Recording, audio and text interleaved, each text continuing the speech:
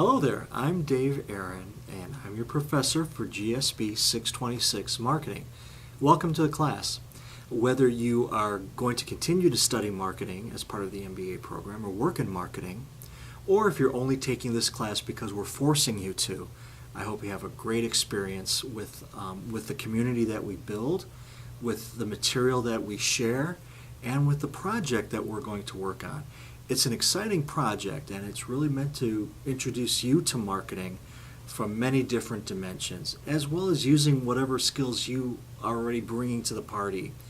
So keep an eye on our website, keep an eye on our Canvas page, and as always, let me know if you have any questions or if I could be of any help to you. Thanks. Let me just get started right away with kind of the elevator speech question. What is Peacetones? Sure.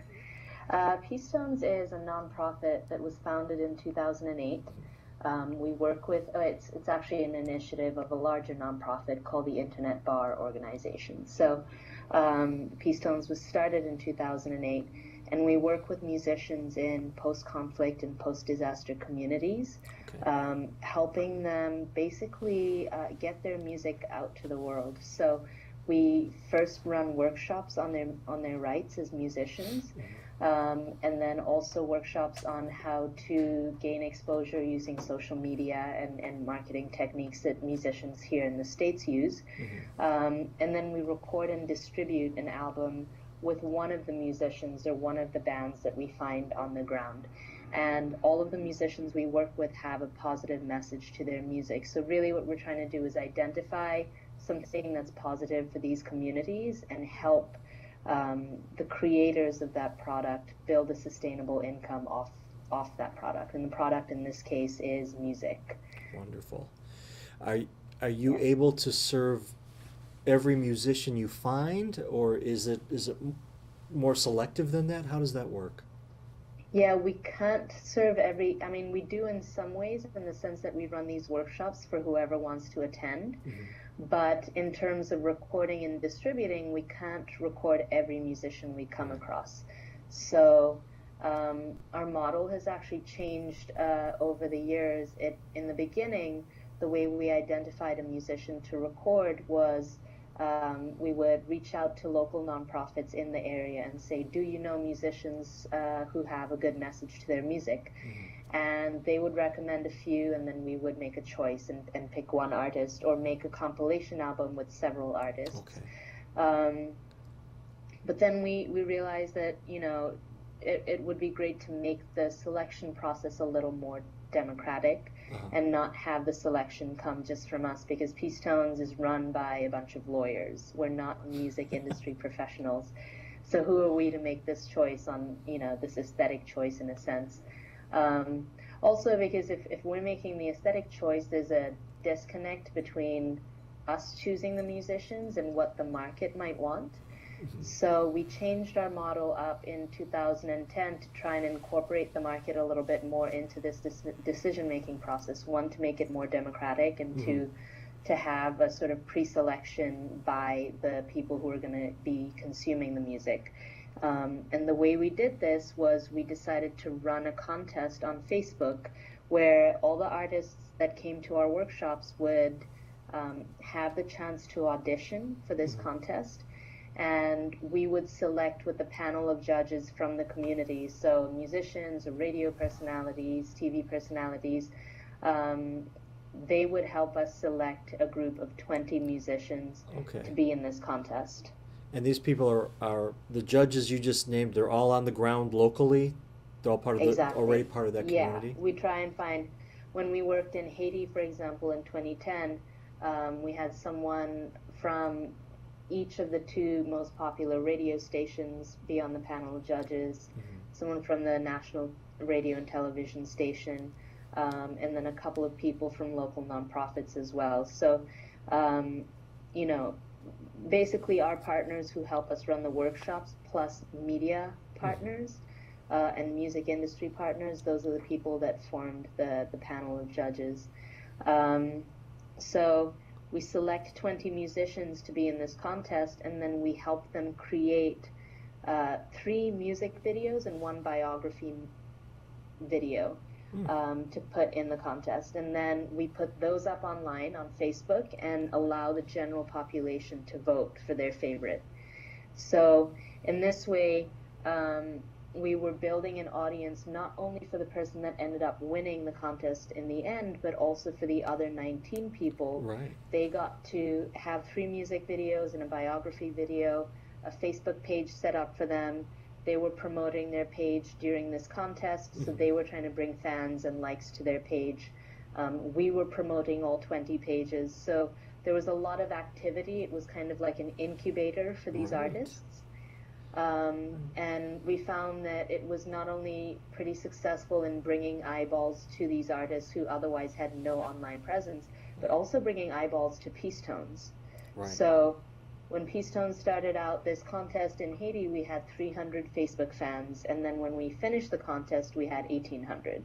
So, you know, and that was because we did something that was really fun and engaging for an audience to participate with. That's great. Yeah. And the audience is all over the world. Yeah, all over the world. Okay. And we work in different countries as well, so often our audience is people who are in the countries themselves. So we've worked in Brazil and Sierra Leone and Haiti, and we're going to Kenya next. And then the diaspora from those countries who live all over the world. And then the third group of audiences is people that we as Peacetones reach out to. So they are, you know, general population in the United States or Europe who are generally young college-age people and up. Okay. So, you know, between 18 and 50, I would say, like the generation that's on the internet is who we target. And now that's a pretty broad age range. Would you say that a majority of them, could you say between 18 and 25, and I'm just throwing that number out there. Do you know, do most of the audience, I guess, come from a more select demographic as far as you know? We track the demographics on the back end on Facebook, and what we found is we can break it down into, so a lot of them are diaspora. Okay.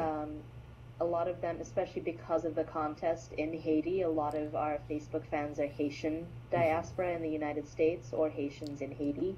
But in terms of American population, we have a younger population, let's say 18 to 30, who participate by liking and sharing and commenting on stuff. And then we have an older population who are more engaged via email, more engaged in I would say they're not as participatory in their engagement with us on social media, but they're the ones that end up giving when we run fundraising campaigns, for example. Okay. So yeah, we have a broad audience range, but they perform different functions in terms of, you know, actions. That's important to understand too for you as well as for my students. So just a quick aside, if my students search for Peacetones on Facebook, they'd be able to find it and get right into the community like that? Yeah, absolutely. So if they searched Peacetones in the Facebook search box, they'd be able to find it. If they did a Google search for Peacetones, they'd be able to find our Facebook, our website, and also YouTube. Okay. And we have quite a lot of views on YouTube, mostly because of our Haiti project as well, because the winner of our Haiti project ended up becoming one of the top stars in Haiti. Great. After we recorded and released his album. So the videos that we recorded for him back in 2010 and 2011 have just exploded and gone viral. So we have, I think it's 250,000 views on our YouTube videos. Mostly because of Juanito, and then that brings people in who then go and watch the other videos that we have up on there. Okay. What about these winners? Do they give back in any way once they've hit it big like that? Do they remain part of your community? Yeah, they do, and they do in a couple of ways. One, we encourage them to continue to be engaged with their communities and do social service work, like going and performing at high schools or different community projects, but there's something built into the Peacetones model as well, which is that we ask our artists to set aside a portion of their album income in the contract we write with them to give to a community development project. So right up front, we say, how much of your album income would you like to give? And they say 5% or 50% or 100%. And then Peacetones, when the album income comes in through us, we set that aside in a pot. And then the artist chooses a community project to give that to, and then we disperse it to them. Do you play any kind of influential role in helping them decide what percentage or where to direct those resources? Or is it all up to them? It's all up to them. If they ask for guidance, we're happy to give it, but we really want them to feel a sense of agency and not feel like they're being forced to give or forced to give to something in particular.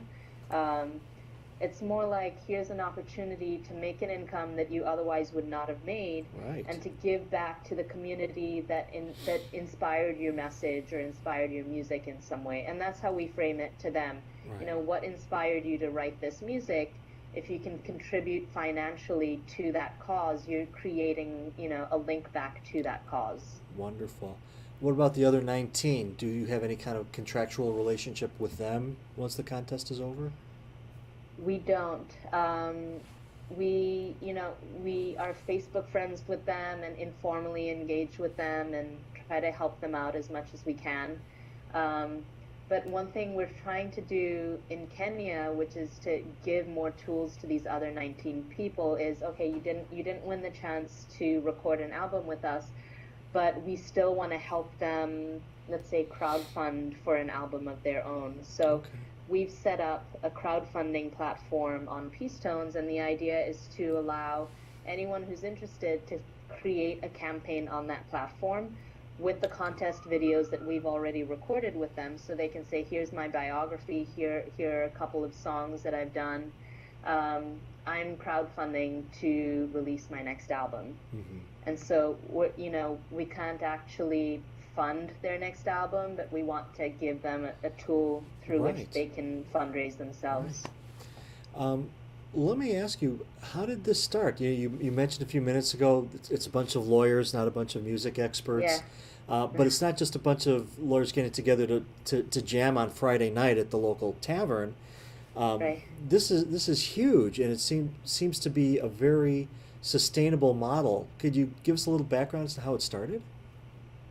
Yeah, it actually started as an idea for microfunding sustainable development in post-conflict and post-disaster communities through the arts. And my boss, Jeff Oresti, who's the founder of the Internet Bar Organization, was at a conference on online dispute resolution, which is, part of the other work that IBO does. And they were talking a lot about micro disputes and ways to resolve those in creative ways. And, he had this idea with Daniel Rainey, actually, who introduced us to you. That if you could create some way to have a sustainable income come out of a process that is also like a dispute avoidance process. It's not really dispute resolution, but basically some kind of cultural norm or cultural process that helps people overcome tension without resorting to conflict. And if you could link that to create, to a financial incentive, then you can help that process grow and thrive. And so they settled on the arts as one way in which you can do that. And music in particular, because music, unlike, let's say, a painting or dance or sculpture, is something that now in the 21st century you can digitize and you can sell all over the world. So I was actually talking to a friend of mine, and they said a good tagline for Peacetones would be Kiva for musicians. Because that's basically what we're trying to do. It's a similar model where you say, your community may not be able to afford your services, but someone from the United States can pay $10 for your album, maybe even prepay $10 for your album, which gives you enough money to record it and distribute it and send that person back an album in exchange for their prepayment. So Great. instead of people making micro loans, in this sense, they're pre-purchasing and supporting an artist up front so that on the back end they get the music in return. Fantastic. And then the community gets that music for free or cheaper than, Okay. than in the West because it's what they can afford. Are you popular in the more developed countries in Europe as well, or just focusing on the United States? Right now because we're based in the United States, our focus is mostly here, but we do have a lot of viewership and some CD sales in France and Canada, and a little bit in Germany and the Netherlands too. So yeah, there's a little bit of expansion into Europe. Great. And I think, part of something that we're struggling with is what is the balance between online promotion and real world promotion with Right. music. And as much as you can build a fan base using YouTube and build hundreds of thousands of views and listens, we use a platform called Bandcamp where people can come onto our website, listen to an entire song, Mm-hmm. and not have to download it unless they want to, because the idea behind it is that these are unknown musicians. Right. So if someone comes onto our website and they aren't allowed to listen or don't, can listen to just a 30-second clip, if they do buy the album, it's because they're contributing to the charity. It's not necessarily because they support the music. Sure. And we would rather have someone listen to the music, get really hooked and engaged, because they will download that album and they'll probably come back the next time the artist releases an album, or the next Right. time another artist from that country releases an album. But having said that, there are a ton of listens and a ton of YouTube watches that are free engagement. So we get a lot of exposure, but we don't necessarily get a lot of income from it. When you have in-person events, people are much more likely to spend money. Right. And you've probably done this, you go to a concert and you're there and you've just seen the band and then you buy their 5 t-shirts and then you get home and you Absolutely. wonder why you bought those t-shirts. But, that's actually how bands make a lot of their money at Right. concerts. They don't make money touring as much as, they don't make money from performing on tours. They make money from the t-shirts and the albums It's that they all sell the at peripheral concerts. costs, the souvenirs. Exactly. Especially because music has become so inexpensive to purchase now at the Right. end user level. Yeah. So tell me more about the real time, the real live events. Is that part of your model, or is that something you're trying to increase? We're trying to increase that, and we've started here in San Francisco doing once a month doing a music performance where not necessarily a Peacetones artist performs, but any local artist. So we try and connect with a local artist that likes our mission. Right. They perform, they get a little publicity, and they get to perform at a venue, and then we get to go up and talk about Peacetones at the beginning of it. And Okay. having that real world connection with audiences who may be coming to see their favorite band play, but now they've heard about Peacetones, or vice versa. Peacetones people coming to hear about Peacetones and then seeing a new band play. It really helps expand our audience in a tangible way. Great. Great. And so is that what you're active in right now? Is you're looking for artists in the United States willing to participate in that way?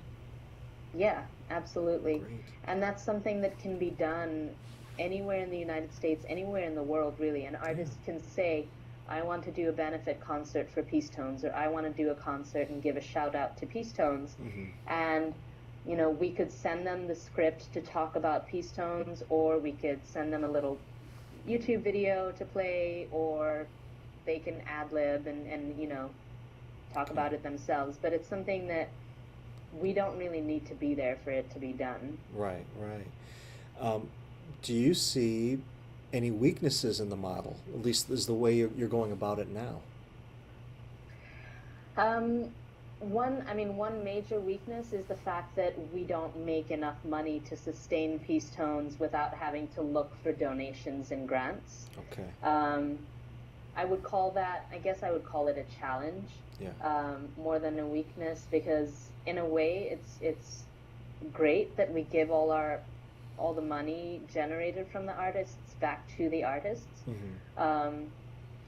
But in terms of sustainability of Peacetones, I would really like to see ways in which we can generate income for Peacetones that don't necessarily mean taking money out of the artist's pocket, but Right. creating some of these, just like musicians at a concert sell T-shirts Right. as supplementary income.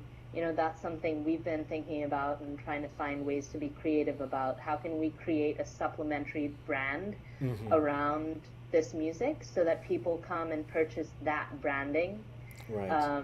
and fund Peacetones through that. So Could we've started, yeah, we've started with making Peacetones T-shirts, and we sell those at concerts. Mm-hmm. So any income generated off Peacetones T-shirts goes directly to Peacetones. Any income generated off the albums that are sold at those concerts go to, you know, that 90-10 split where 90% Right. goes to the artists and 10% goes to Peacetones. So would Peacetones be, and maybe I misunderstood you, would Peacetones be that brand that you want people to buy the peripherals from, or are you thinking about even creating another name or another label that people can identify with the project? That's, I hadn't even thought of creating another brand. The idea was to create a brand around Peacetones so Okay. that people recognize this brand name and they come to it, so that every time we have a new artist launched, we can Right. say, hey, Peacetones audience of, you know, 20,000 people, here's a new album. Right, and I might have misunderstood you because you don't want to start muddying the waters and adding too many different flying elements around Right, with the package right. you're trying to create. You mentioned before that you've got really two distinct kinds of audiences, and that is maybe the younger group that is buying the music, that is enjoying the music, Yeah. and then an older group. Do you find, can you split your resources among those two? Do you try to focus on one at as opposed to the other? We have, I guess we address those different groups, or with starting, you know, our strategy isn't that organized, and that's something we can have help with. So we've identified that there are these different segments. Right. And we have several different ways in which we engage with audiences. One is through social media, where it's mostly just about getting people, you know, putting out stuff that's entertaining, getting people to like it or follow us because they're being entertained. Mm-hmm. So we try not to do too many asks for money through social media, because it tends not to be a good avenue for getting money anyway. So we don't want to annoy and alienate those people.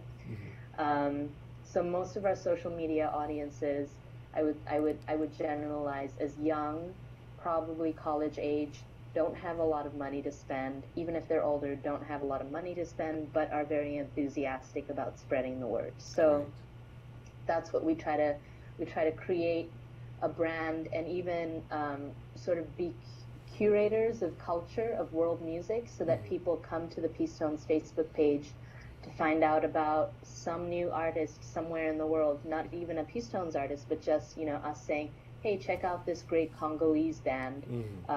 We really like their music. So that's our strategy with social media largely. And then when it comes to people who are likely to fund us, either through small donations or larger donations, we try to do email campaigns and in-person events. So the email campaigns, we do tend to make financial asks in those campaigns. We've tried to do a couple of cocktail parties for audiences who are a little bit older and fancier and want to be treated well before they give you money. That kind of thing. And so we try to separate the audiences and give them what they want. Okay. In that sense. And that's an art. I mean, that's a skill in marketing. Is your Peacetones, your one product, but you've got different audiences that are expecting different sets of benefits. Right. Have you done anything that didn't work, but you learned from it? Any failures that you can share that you've recovered from? Let's see. We have. I guess so with the with the fundraising events, the in-person fundraising events, um, it's been hard to build an audience to come out to those events. Yeah. And I think the reason is because we tried through social media to invite Okay. people, and it's the wrong, you know, the people who are coming to these events are not the ones that are following us Right. on the social media. So this is where And you we need learned the from that. engraved Yeah, invitation and the someone said you should, exactly. word of mouth kind of thing. Um, Yeah. do you find that since this is really an organization started by attorneys, the networking approaches that attorneys use, does that tend to work? In order to for their own Um, conferences, their own black tie dinners, things like that. right. We have not tried. We have not tried. Well, we have tried to infiltrate the Infiltrate. Right? infiltrate the legal um, circles and try to have all of our board members, for example, are lawyers. Yeah. But I think one thing we found is that it's much easier to explain to a 21-year-old or a 25-year-old what Peacetones is and really have them get it Yeah. than to explain to a lawyer the impact that we have. Sure. Different Because messages for different audiences. Right. different messages, and we have a pitch for lawyers, and there is a very important legal aspect to what we do. We train these musicians in their legal rights, and they are people that live in societies where rule of law is extremely, extremely weak. Right. And artists and creative people in general are usually the last people to think about law or think about their rights anyway. Mm-hmm. So by tackling the bottom of the bottom in terms of people who have access to and use law, we're really, legal rights activists in that sense. Right. So clearly there are legal and political issues swirling all around you. Right. Are there any other trends, whether seasonal or economic, that you find have an influence on Peacetones? I don't know if there are seasonal trends so much. I mean, we do end up having to pay attention to trends in music seasons. So Okay. there are parts of the year, for example, in the summer. The summer is a very big music festival Right. time. The fall, when university students come back to school, and there are a lot of events at university campuses. So that's, Right. the fall is a good time to focus on university campuses. Summer is a good time to focus on outdoor music festivals. If we want to go, do tabling, try and get our musicians into those festivals. And especially music festivals, you have to, I would say, establish contact at the very least a year before you want your musicians to be in the show. Okay. A lot of planning. There's a lot of planning and lead time, and we're constantly struggling to catch up with that. But yeah, it's that stuff is difficult because on the one hand we're a nonprofit doing this very tangible stuff on the ground, helping the artists develop these tools. Right. And then on the other hand, we're trying to run a record label as people who, don't necessarily know the record industry as well as people who have been doing it 10, 20 years. Yeah. Do you the work only with... reason we can do it I'm sorry, go ahead. yeah, and so one thing is we try to outsource as much of that work to, let's say, promoters or distributors and things like that. But another thing is that technology has enabled us to close those loops a lot more than we could have, let's say, 5-10 years ago. So now, we don't necessarily need to hire a promotion company to have our musicians' music get put on the radio. We can put it on YouTube for free. Right. And stuff like that. But getting on the radio is still an important thing, and in that sense, in the old school methods, we are challenged because we don't have those networks. Right. Do you, as a nonprofit, are you paying for the people in the music industry, and even paying for the IT people? Or are they volunteering their time or already members of your organization? Um, in terms of IT people, it's just me. Oh, So okay. That's yeah, that's pretty impressive. so, so it's a That's lot of pretty work. So I learned I learned WordPress. I do all of the YouTube and Facebook. I'm the administrator on everything. Yeah. And this is also something that 10 years ago you could never run something this big with just one person Yeah. doing all of the And it's still a challenge for technical just one stuff. person, isn't it? And it's definitely a challenge, yeah. And we do have interns and volunteers who come on board. So Mhm. a lot of our interns have come out of Boston University because I went to law school there. Okay. And so, and the summers are a really good time to have a lot of work get done by Sure. interns and volunteers on that front. Um, in terms of music industry people, I found that they do not volunteer their time Okay. because everyone in music says, "Oh, I'm a starving artist. Can you volunteer for me?" And Right. so, it's counterintuitive in a way, but people Mhm. in the arts business are much more careful about doing things like volunteering. Right. Sometimes they will barter, and we do a lot of bartering. Okay. So, for example, with music venues, sometimes if we can't pay them, we'll say, how about you let us perform for free, and then when you have a different performance or event that you want photography done at, we'll come in and do that for you for free. Okay. Um, Same thing with backing musicians, session Mhm. musicians. If we can't pay them, we say, okay, well, how about we help you make a music video Okay. when you need one done, or we'll help you with your website, we'll help you with Facebook. So because these are things that we've learned to do for these artists in the developing countries, so to do them in exchange for services here in the States is a skill that we now have that we can contribute. Absolutely. How much did you know about music before you personally started working with Peacetones? Through how is this was this your life's ambition? No, not at all. I mean, and I've always been extremely connected to music. I listen to music Mhm. throughout my day. Um, I use music as a way to reflect emotions that I'm having or help me process emotions. But in terms of knowing or wanting to be in the music business, Mhm. it was not at all on my radar.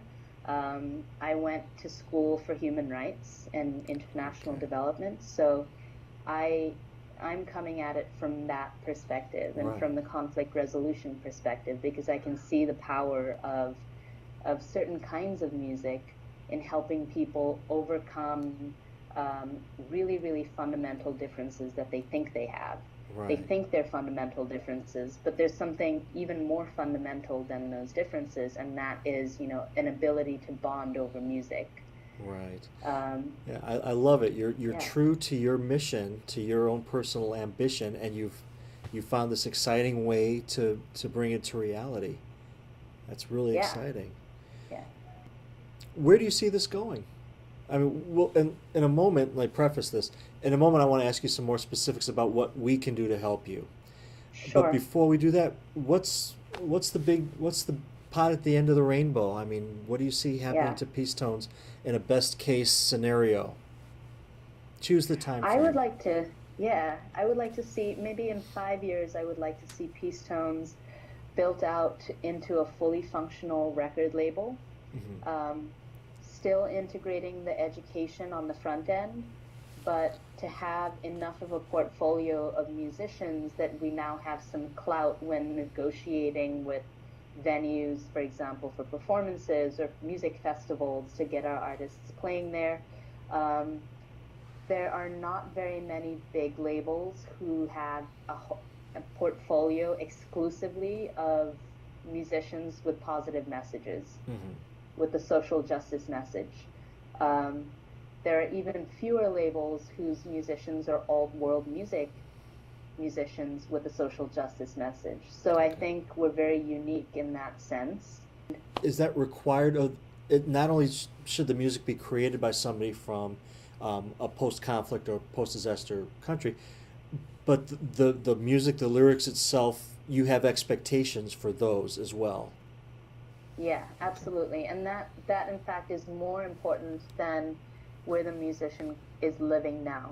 For Okay. example, we have a couple of musicians who are now in the United States, but who came from Haiti. One of Mhm. them, John Steve Brunache, was exiled from Haiti. He had to flee because he released an album in the 90s that um, had huge political, socio-political commentary that Haitians took up as a rallying cry against their oppressive government. Okay. Um, So he was seen and as being a rabble rouser, right? exactly. Okay. And so it wasn't safe for him to go back to Haiti. He still hasn't gone back. Mhm. Um, and so this kind of musician is not living in a conflict zone or a disaster zone, but his music is very relevant to that community and Okay. has huge impact there. That's And great. so that's the most important thing. That's our target right there. Okay. And to help musicians who have um, that kind of impact continue making that kind of music, because often you'll see a musician who starts out making very powerful political music and they don't make money from it, Mhm. for whatever reason, and so they say, okay, well, fine, my next album is going to be a pop album, and Right. then they blow up on the international scene with that pop album, and it's sad. Yeah. And I think it's really important to support music that has impact, Great. supported financially, so that you give an incentive to keep making that kind of music. When you think about Peacetones, do you think that in terms of any competitors that you have, is there any other organization like you, or do you find that you're competing for resources with any other organizations? That's a good question. I don't think there's any other organization that does this full cycle like we do. So we do educational programs for artists, and there are many organizations, many great organizations that do rights education for artists. But then we also record and distribute with those artists. And Mhm. that's something that, the combination of those two things doesn't exist as far as I know. Okay. Um, and then the third aspect is, even if that combination exists, that the organization is usually based in one country and they only work in that one country or one Okay. city. And here we are going from country to country every couple of years, so that we're building an international portfolio and an Mhm. international movement of these artists. Okay. How? Um, Go ahead. I'm sorry. just to answer the second question about resources, even though I don't think we have competitors doing exactly what we do, we definitely have people competing for the same pot of money, because the resources we go for, let's say in funding from Mhm. foundations, we're approaching foundations that are arts foundations, so they fund the arts, and so we're competing with all those other organizations that do artwork, Okay. arts work, or they fund rule of law, so we're competing with all the organizations that do rule of law work, Okay. and so on. Yeah, You are a unique combination of all these different factors, right. yet you're competing with everybody that's maybe just a small part of your big picture of what you're trying to do. Right. And in some senses, that's to our disadvantage, Mhm. because funders um, often are quite specific in what they want to fund. Okay. Let's say a foundation was founded by someone who really liked the arts. They only want to fund the arts. They're Right. like, oh, that's great that you do that legal stuff, but really, we just like the art stuff that you do. Yeah. And here's this other organization that just does art stuff. We're going to fund them. Okay. And And you're all so, these other things that's going on. right. Okay. Yeah.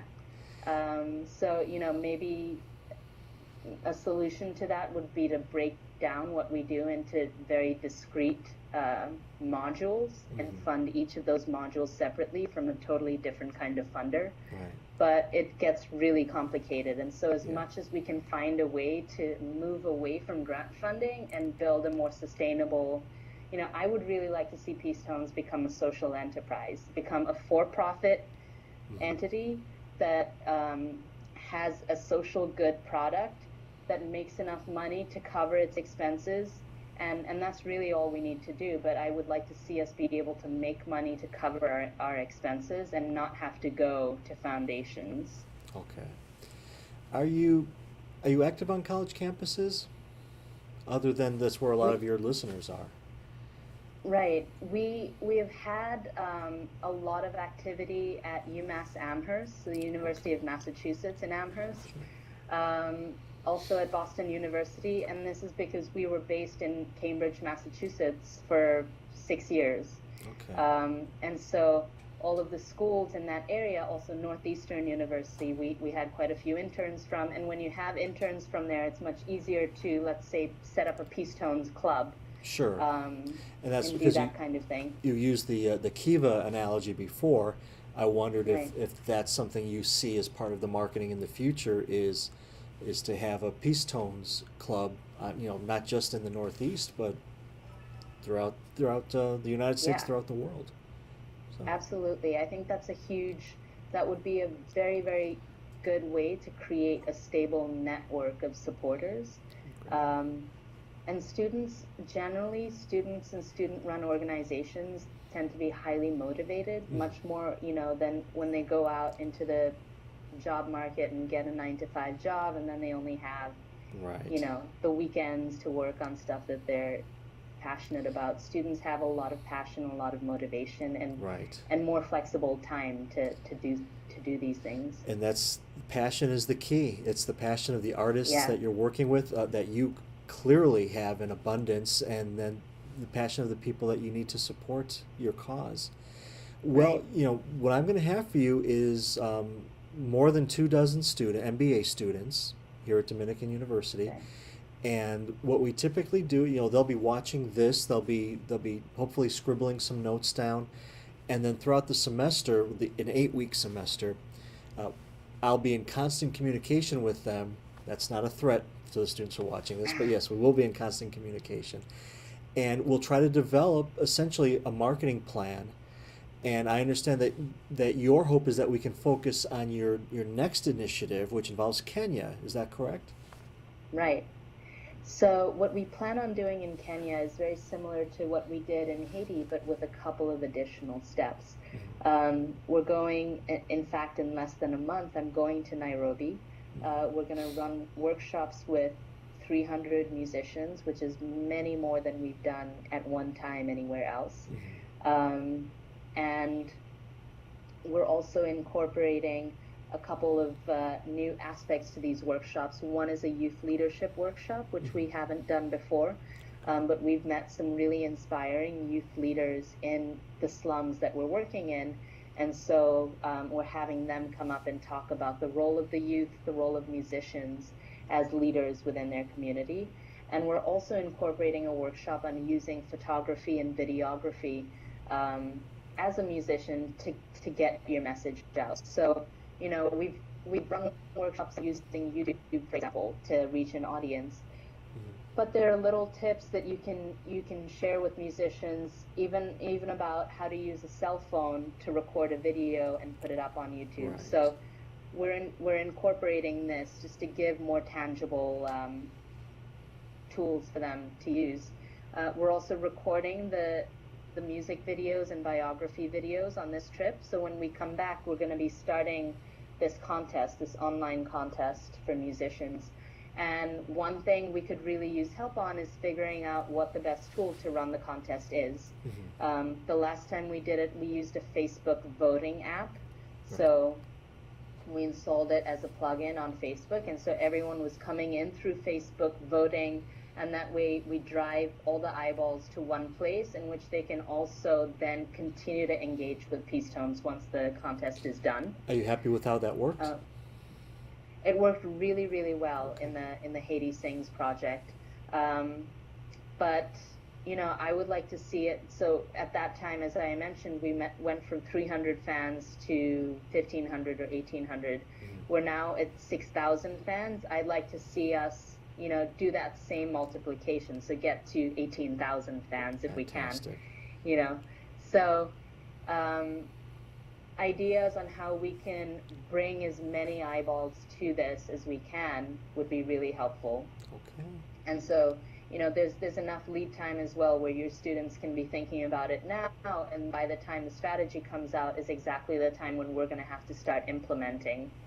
Okay. So Good timing then. We found each that's, other at the right yeah. time. Well, our semester starts on October 20th, and at that point, we're going to roll up our sleeves and get to work. Would you like to add anything? Did I forget to ask anything that you've been dying to tell us? I don't think there's anything else I need to add right now. I have a Peacetones business plan document Huh? that I can share with you that kind of Fantastic. outlines in a organized way, you know, what our strategies are, what we think our market segments are, what our ways to reach them are currently. So, that might be a good starting point. Sure. And we can always come back if you want to do a follow-up video where we would talk through that document and I say, okay, this is what we planned, but in reality it worked this way. That would I'm be happy handy. to do that. Yeah. You can plan all you want, right? Reality sometimes Exactly. takes a different direction. Well, yeah, if you could make that available to me, I'll make it available to the students, Sure. and then we'll put them in teams and let them go at it. And Great. what we hope to create, depending on the technology, is whether they can make a presentation to you or whether I'll just send you their reports. I'll keep working with our folks here, but we'll Okay. get some ideas for you. Perfect. Okay. Thank you. Oh, one other thing Yeah. that maybe one group of your students could work on is uh, a mini marketing strategy for the artists that we're actually working with. So Okay. I would say maybe, that's yeah, part of that's part of everybody's yeah. project is to give you Okay, that full great. that multidimensional approach. That is what makes Peacetone such a great idea. Right. That would be amazing. So if we could have a toolkit that we can share with the artists and say, here's 10 steps that you can take to make sure that your video gets watched or that you're the one Absolutely. that gets voted on, that would be really great. Perfect. Ruha, thank you so much Okay. for your time. I'm looking forward to working with you. Thank you, Dave. Okay, best regards. Bye. Well, thank you for watching my conversation with Ruha. As you can tell, we've got a pretty ambitious project in front of us, but it seems to me anyway, and I hope you'll agree, to be very well suited for the fact that it's an online class, the fact that you as graduate students, but as college students, are probably not too far from your undergraduate days, you're the voices that she needs to hear. So what we'll do in the early days of our time together is work with each other, go through some of the things she told us while keeping within the framework of GSB 626, the marketing class that we're going to share together. So once you've watched it, watch it again. Make little notes as to where she says something that you think is going to be something you want to come back to in case you don't have time to rewatch the entire video. And don't hesitate to let me know if you have any questions or if there's anything I can help you with. We're going to work together. We're going to work in teams. There will be an outlet for your creativity in terms of business, in terms of music, and I'm glad to have you as part of the class. So let's go. Thank you.